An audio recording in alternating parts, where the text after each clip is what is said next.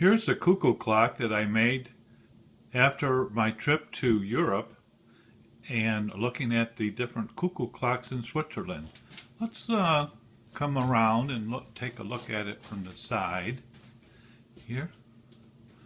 You can see the roof of this is made from redwood. The fence and the